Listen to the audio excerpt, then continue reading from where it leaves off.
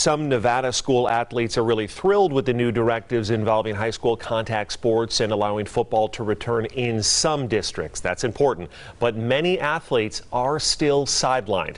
Sports Director Chris Matthews joining us now with more on what might be confusing to some and a bit hypocritical to others. Chris. Yeah, it really might be, Brian. There in Nevada, 16 school districts, charter schools and private schools will be allowed to play spring football. Bishop Gorman Faith Lutheran will be playing. Schools in Moapa and schools north up in Reno and all of northern Nevada. But the CCSD schools are still benched. No full contact sports. CCSD's officially opted out. No sports until face-to-face instruction.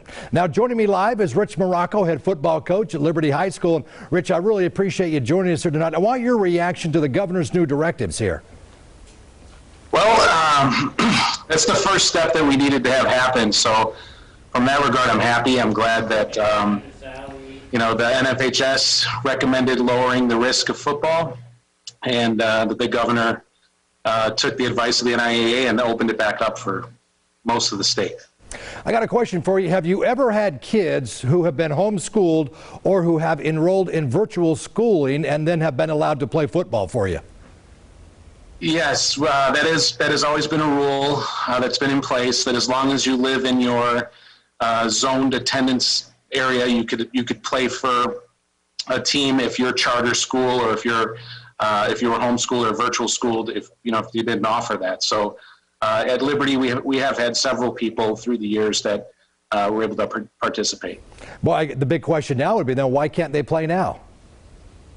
Yeah, that's kind of what we were wondering. Back in the summer, the Football Coaches Association, we asked for a plan to maybe start in September, allow us to play even though we're not in school, because the kids technically are in school. They're going to school, they're taking class, they're being graded. It's just they're not physically in the building.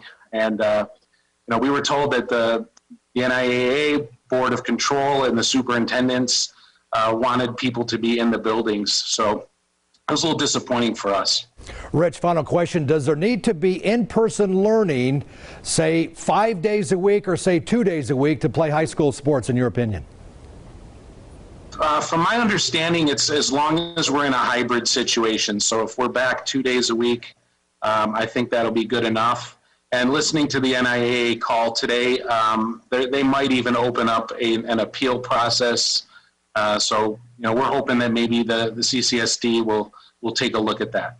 All right, there he is. Thank you very much, Rich Morocco, head football coach at Liberty High School. So thousands of kids here in southern Nevada won't be playing fall sports this spring while they wait for district approval. Might add, this affects the most student athletes. Fall sports has the most participants of all the seasons.